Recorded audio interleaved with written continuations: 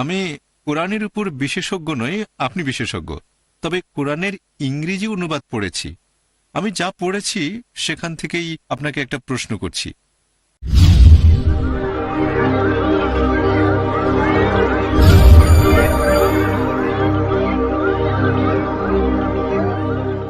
আমি কোরআনের ইংরেজি অনুবাদ পড়েছি, যেখানে বলা হয়েছে তাওরাত, জবুর, ইঞ্জিল এইগুলো তো আল্লাহর আসমানি কিতাব, তাই না? কয়েক জায়গায় আছে যে কেউ আল্লাহ তাআলার কথাকে বদলাতে পারবে না। আরেক জায়গায় বলা হয়েছে যে নবী মুহাম্মদ সাল্লাল্লাহু আলাইহি সাল্লাম, তাকে বলা হয়েছে তোমার যদি দ্বিধা থাকে, তোমাকে আমি যে জিনিসগুলো দেখাচ্ছি তাহলে যাও জিজ্ঞাসা করো তাদের কাছে যারা কিতাবগুলো পড়েছে তোমার পূর্বে। আমার মনে হয়েছে এরা ইহুদি আর খ্রিস্টানরা। তাই কোরআনের এই আয়াতগুলো দেখে আমার মনে হয়েছে যদি তারা জবুর আর ইনজিল আল্লাহর বাণী হয়ে থাকে, আর কেউ সেগুলো বদলাতে পারবে না। আর মুহাম্মদ সাল্লাল্লাহু আলাইহি সাল্লাম জিজ্ঞাসা করবেন ইহুদি আর খ্রিস্টানদের যদি কোনো সন্দেহ থাকে তার কাছে যেটা নাজিল করা হয়েছে, তাহলে এটা কি কখনোই সম্ভব যে পবিত্র বাইবেলের কিছুই আসলে বদলায়নি? কারণ মানুষ তো আল্লাহর বাণীকে কখনোই বদলাতে পারবে না। আর যদি ধরে নেন বাইবেলে কিছুই বদলায়নি, তারপর আপনি এমনভাবে বাইবেলের বিভিন্ন জিনিসের ব্যাখ্যা করলেন যেটা কোরআনের সাথে মিলে যায়, এরকম কি সম্ভব? এটাই ছিল আমার মূল প্রশ্ন। খুব সুন্দর আর প্রশ্ন। পবিত্র কোরআন বলছে যে আল্লাহর আপনার বাণীকে প্রশ্ন আমি বুঝতে বদলানো পেরেছি। যাবে না। বুঝতে পেরেছি আমি। তাহলে এটা কিভাবে সম্ভব যে বাইবেলের কথাগুলো বদলে গেছে? খুব সুন্দর প্রশ্ন ভাই ডেভিড, খুব সুন্দর প্রশ্ন করেছেন। 1 নম্বর পয়েন্ট, আমি কোরআনের উপর বিশেষজ্ঞ নই, সামান্য একজন ছাত্র। কোরআন এবং বাইবেলের উপর বিশেষজ্ঞ নই আমি। আপনি এখানে কোরআনের 3টা আয়াতের কথা বলেছেন, আর আমার তো মনে হচ্ছে আপনি এখানে বিশেষজ্ঞ। কোরআনের 3টা না, আয়াত বলেছেন। আমি আসলে কোনো বিশেষজ্ঞ নই। ভাই, আপনি পবিত্র কোরআনের 3টা জায়গার কথা বলেছেন, আমি সেগুলো বলছি। একটা হচ্ছে কোরআন বলছে যে তাওরাত, তারপর জাবুর, ইনজিল আল্লাহর বাণী, 1 নম্বর পয়েন্ট। 2 নম্বর পয়েন্ট, আপনি বললেন যে আল্লাহ তাআলার বাণীকে বদলানো যাবে না। আর 3 নম্বর পয়েন্টে বলেছেন যদি তুমি না জানো তাহলে জিজ্ঞেস করো যে তাওরাত সম্পর্কে জানে। 3টা অংশের কথা বলেছেন, আর এগুলোর ভিত্তিতে বলেছেন এমনকি হতে পারে যে বাইবেল পুরোপুরি কোরআনের সাথে মিলে যায়, বাইবেল বদলানো হয়নি। প্রশ্নটা খুবই সুন্দর। এবার মূল প্রশ্নতে আসি। প্রথমে আমি 3টা অংশে জবাব দেবো, তারপর মূল প্রশ্নে যাব। 1 নম্বর পয়েন্ট, পবিত্র কোরআনে এই কথা বলা হয়েছে অনেকগুলো জায়গায় যে তাওরাত, জাবুর, ইনজিল আর কোরআন হচ্ছে আল্লাহর বাণী।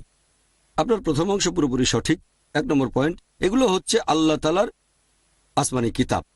তাওরাত নাজিল হয়েছিল নবী মুসা আলাইহিস সালামের উপর, জাবুর নবী দাউদের উপর, ইনজিল যীশুখ্রিস্ট বা ঈসা আলাইহিস সালামের উপর, এবং কোরআন শেষ আসমানি কিতাব নাজিল হয়েছিল সর্বশেষ ও চূড়ান্ত নবী মুহাম্মদ সাল্লাল্লাহু আলাইহি সাল্লামের উপর। 1 নম্বর পয়েন্ট। 2 নম্বর পয়েন্ট, আপনি বলেছেন যে আল্লাহর বাণীকে বদলানো যাবে না।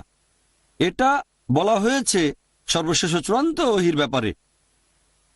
যদি আপনি কোরআন পড়েন আর কোরআন সম্পর্কে সামগ্রিকভাবে না জানেন, তারপর একটা অংশ পড়লেন, আপনি ভুল বুঝতে পারেন। এই আয়াত যে আল্লাহর বাণীকে বদলানো যাবে না, এটা বলা হয়েছে সর্বশেষ ও চূড়ান্ত কিতাব এই পবিত্র কোরআনের ব্যাপারে। অনেক জায়গায় আছে, অনেক জায়গায় এরকম অনেক আয়াত। তবে আমি এটা কেন বললাম, কারণ কোরআন পরিষ্কারভাবে বলছে, সূরা বাকারা অধ্যায় নম্বর 2 আয়াত নম্বর 106, কোরআন বলছে যা কিছু অবতীর্ণ হয়েছে আমি সেগুলোকে কোনোভাবে বিস্তৃত হতে দেব না, বরং প্রতিস্থাপন করব তার সমমানের বা উত্তম কিছু দিয়ে। তাহলে আল্লাহ বলছেন আগে যেসব আসমানি কিতাব এসেছে, আগে যেসব নিদর্শন দেখিয়েছেন, সেগুলোকে প্রতিস্থাপন করা হবে সমমানের বা উত্তম কিছু দিয়ে। আর সর্বশেষ আসমানি কিতাব কোরআন, আল্লাহ বলেছেন সূরা মাইদা অধ্যায় 5 আয়াত নম্বর 3 যে এটাই চূড়ান্ত, এর পরে ইসলামে কোনো কিছু যোগ বা বিয়োগ করা যাবে না। তাহলে এই সর্বশেষ আসমানি কিতাবের পরে আল্লাহর এই বাণীর কোনো কিছু বদলানো যাবে না। পরিষ্কার হয়েছে? আল্লাহর বাণী বদলানো যাবে না, এটা বলা হয়েছে কোরআনের ব্যাপারে। এখন মনে করেন ক্লাস 10-এর ছাত্রদের আমি বললাম এটা হচ্ছে স্কুলের শেষ ক্লাস। আমি বলছি ক্লাস 10-এর কথা। কেউ যদি ভুল করে মনে করে যে ক্লাস 5 বা 6-এর কথা বলছি, তার সেটা ভুল ধারণা। স্কুলের শেষ ক্লাস হচ্ছে বোম্বেতে, ভারতে। বাইরের দেশে হয়তো 11 বা 12 এভাবে বদলে যেতে পারে। তাহলে আমি যদি বলি স্কুলের শেষ ক্লাস হচ্ছে ক্লাস 10, বললাম তোমরাই সর্বশেষ ক্লাস, কথা বলছি ক্লাস 10-এর ছাত্রদের সাথে। কেউ টেপ রেকর্ডারের কথা শুনে ভাবলো ক্লাস 6ই হচ্ছে সর্বশেষ ক্লাস, সেটা হবে তার ভুল ধারণা। আল্লাহর যে বাণীটাকে বদলানো যাবে না, কারণ অনেক আয়াতে আছে আল্লাহ প্রতিস্থাপন করবেন। কেন প্রতিস্থাপন করবেন? যুক্তি দিয়ে দেখেন। অনেকে আমাকে জিজ্ঞেস করে প্রথমে কেন তাওরাত নাজিল করা হলো না, তারপর জাবুর, তারপর ইনজিল, সর্বশেষ কোরআন একেবারে প্রথমে কেন কোরআন আসলো না? অনেকটা যেন ছেলে বাবাকে বলছে আমি ডাক্তার হতে চাই, তুমি আমাকে সরাসরি মেডিকেল কলেজে ভর্তি করে দাও। না বাবা, প্রথমে যেতে হবে প্রি প্রাইমারি স্কুলে, তারপর প্রাইমারি স্কুলে, এরপর সেকেন্ডারি স্কুলে, তারপর যাবে কলেজে, হায়ার সেকেন্ডারি, এরপরে মেডিকেল কলেজে পড়তে পারবে। বিভিন্ন স্টেজ। সরাসরি মেডিকেল কলেজে ভর্তি করলে কিছুই বুঝবে না। একইভাবে আল্লাহ তাআলা হলেন আমাদের সৃষ্টিকর্তা, তিনি জানেন কোনটা কখন নাজিল করতে হবে। তাই মানুষের বৈশিষ্ট্যের উপর নির্ভর করে সেটাই নাজিল করেছেন, যেটা সেই সময়ে সেই লোকদের জন্য প্রয়োজন ছিল। আল্লাহ সুবহানাহু ওয়া তাআলা খুব ভালো করে জানতেন যে 1400 বছর আগে ছিল সবচেয়ে শ্রেষ্ঠ সময়, সর্বশেষ ও চূড়ান্ত আসমানি কিতাব নাজিলের জন্য নাজিল করেছেন। তাহলে আগের অনেক নিয়ম ছিল আলাদা। মূল যে আইনটা তাওহীদ, আল্লাহর একত্ববাদ, নামাজ আদায় করা, মূল আইন একই রকম ছিল। তবে তার বেশ কিছু খুঁটিনাটি অন্যান্য বিষয় এগুলোর বদল হয়েছে। চূড়ান্ত বিষয়গুলো পবিত্র কোরআনে বলা হয়েছে, এটার পরে নতুন কিছু যোগ বা বিয়োগ করা যাবে না। আল্লাহ বলেছেন সূরা মাইদা অধ্যায় 5 আয়াত নম্বর 3, এই দিনে আমি তোমাদের দিনকে পূর্ণ করলাম, তোমাদের জন্য মনোনীত করলাম ইসলামকে, তোমাদের প্রতি আমার অনুগ্রহ করলাম সম্পূর্ণ। কথা বদলানো যাবে, এটা পবিত্র কোরআনের ব্যাপারে, আল্লাহর অন্যান্য আসমানি কিতাবগুলোর ব্যাপারে না। 2 নম্বর পয়েন্ট, পবিত্র কোরআনে বলা হয়েছে তিনি বদলে দেবেন, প্রতিস্থাপন করবেন। 3 নম্বর পয়েন্ট, আল্লাহ বলেছেন সূরা নিসা অধ্যায় 4 আয়াত নম্বর 82, أفلا يتدبرون القرآن ولو كان من عند غير الله لوجدوا فيه اختلافا كثيرا। তারা কি অনুধাবন করে না এটা যদি আল্লাহ ব্যতীত অন্য কারো কাছ থেকে আসতো তাহলে সেখানে অনেক অসঙ্গতি থাকতো। আল্লাহ এখানে চ্যালেঞ্জ করেছেন, যদি মনে করো এটা আল্লাহর কাছ থেকে আসেনি তাহলে মাত্র একটা অসঙ্গতি বের করে দেখাও। যদি বের করতে পারেন আল্লাহর বাণী নয়। এবার তৃতীয় অংশে আসছি। আপনি আপনার প্রশ্নে বলেছেন আল্লাহ বলেছেন নবী মুহাম্মদকে তুমি যদি না জানো তাহলে ইহুদিদের ধর্মগ্রন্থগুলো দেখো। এটা ভুল ধারণা। এখন আমি বুঝতে পারছি যে আপনি কোরআনের কিছু অংশ পড়েছেন, কোনো বিশেষজ্ঞ নন। 3 নম্বর প্রশ্নের ভিত্তিতে এখানে আসলে আল্লাহ বলেছেন নবী মুহাম্মদকে তুমি এই কথা বলবে ইহুদি আর খ্রিস্টানদের যদি বিশ্বাস না করো তোমাদের ধর্মগ্রন্থ দেখো। আল্লাহ এটা নবী মুহাম্মদের উদ্দেশ্যে বলছেন না। আল্লাহ বলছেন নবী মুহাম্মদকে যে তুমি বলো ইহুদিদের, বলো খ্রিস্টানদের, এই আইনে যদি বিশ্বাস না করো তাহলে তোমাদের ধর্মগ্রন্থ দেখো। কেন? কারণ এটা হচ্ছে লাস্ট টেস্টামেন্ট। এখানকার কিছু অংশ ছিল ওল্ড টেস্টামেন্টে আর নিউ টেস্টামেন্টে। যেহেতু এটা আল্লাহর সর্বশেষ আসমানি কিতাব, এখানে তওরাত এবং ইনজিলের কিছু অংশ আছে।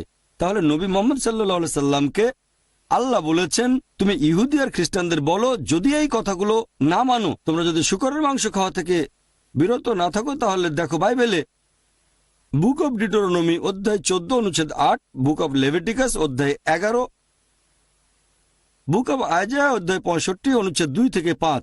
আমি রেফারেন্স দিচ্ছি, এমন না যে এভাবে বলতে হবে। এভাবে বলে আমি আসলে আপনাদের সাহায্য করছি, কারণ গোটা বাইবেল খুঁজতে গেলে 1 ঘন্টাও লাগতে পারে, 2 ঘন্টাও লাগতে পারে, কিন্তু আমি রেফারেন্স দিলে 2 মিনিট লাগবে। যদি আপনি বাইবেলের সূচিপত্র ব্যবহার করতে জানেন, যদি আপনাকে বলি বুক অব ডিউটেরোনমি অধ্যায় 14 অনুচ্ছেদ 8, যদি না জানেন যে ডিউটেরোনমি 5ম বই, শেষের ইন্ডেক্সে খুঁজবেন ডি, সেখানে পাবেন পৃষ্ঠা নম্বর, সেখানে যান। ডিউটেরোনমি পেয়ে গেলে অধ্যায় 14 পাবেন, প্রত্যেক পৃষ্ঠা নম্বর আছে, প্রত্যেক অধ্যায় নম্বর আছে। অনুচ্ছেদ 8-এ যাবেন। যদি এভাবে রেফারেন্স না বলি তাহলে আপনি সূত্র খুঁজবেন, একটু চেষ্টা করলে পেয়ে যাবেন। শুকরের মাংস পোর্ক পি দিয়ে খোঁজেন, পেতে পারেন নাও পেতে পারেন, এটা পরিস্থিতির উপর নির্ভর করবে। তাহলে একইভাবে নবী মুহাম্মদ, আমি এটা থেকেই শিখছি, আমি আল্লাহর কাছ থেকে পথ নির্দেশনা নিচ্ছি, যেভাবে আল্লাহর নবী মুহাম্মদ ইহুদি আর খ্রিস্টানদের বুঝিয়েছেন আমিও একই উপায় আপনাকে বোঝাতে চাচ্ছি। আমি হতে চাই নবীর একজন ছাত্র, তার পথ নির্দেশনা নিচ্ছি। তাহলে একইভাবে নবীও বলেছেন, যেমন ধরেন একইভাবে যীশু খ্রিস্ট বা ঈসা আলাইহিস সালামও এটা বলেছেন। একই কথা, তোমরা যারা কোনো পাপ করনি তারা এই মহিলাকে প্রথম পাথরটা মারো, বলা হয়েছে কিনা? সে সময় যীশু খ্রিস্ট এই কথাটা বলেছিলেন ইহুদিদের উদ্দেশ্যে। মুহাম্মদ একই কথা বলেছেন যে তোমরা নিজেদের ধর্মগ্রন্থ খুলে দেখো সেখানে আইনটা কি। নবী মুহাম্মদ যেসব কথা বলেছেন ইহুদি আর খ্রিস্টানরা তার অনেক কিছুই মানেনি। নবী বললেন এই কথাগুলো আছে তোমাদের ধর্মগ্রন্থে, তার মানে তিনি আল্লাহ প্রেরিত দূত। এমন না যে তিনি পড়েছেন তাওরাত, এমন না যে পড়েছেন ইনজিল। নবী তো হিব্রু জানতেন না। আর সে সময় বাইবেলের কোনো আরবি ভার্সনও ছিল না, আরবি ভার্সন এসেছে পরবর্তীতে, ঠিক? তাহলে নবী সেই কিতাবগুলো পড়েননি, তিনি ছিলেন নিরক্ষর, ঠিক? যেহেতু তাকে আল্লাহ সুবহানাহু ওয়া তাআলা বলেছিলেন রাসূল বলে তিনি সরাসরি ওহী পেতেন, তাকে আল্লাহ বলতে বলেছেন, নবী বলেছেন দেখো, তারা তখন সব দেখে বুঝতে পারল। তাহলে আমাদের নবী মোহাম্মদ সে সময় ইহুদি আর খ্রিস্টানদের যেভাবে বুঝিয়েছিলেন, আমিও চেষ্টা করছি এটা ছোট্ট পরিসরে সেখানে পৌঁছানোর। আমি বোঝাতে চাচ্ছি আপনাকে যে ভাই, যদি এই কথাগুলো ভুল মনে হয়, কোরআনকে ভুলে যান। আপনি কোরআনকে বিশ্বাস করেন না, পাশে সরিয়ে রাখেন। তারপর আপনি যদি বাইবেলকে ঈশ্বরের বাণী বলে মনে করেন, তাহলে কি বাইবেল মেনে চলবেন? আপনি বাইবেলকে ঈশ্বরের বাণী বলে মনে করেন, হ্যাঁ বা না? হ্যাঁ, বাইবেল বলছে শুকরের মাংস খেও না, শুকরের মাংস খান। এটা তো পুরনো নিয়ম। উত্তর হতে পারে হ্যাঁ অথবা না, অথবা বাইবেলে এরকম কিছু বলেন।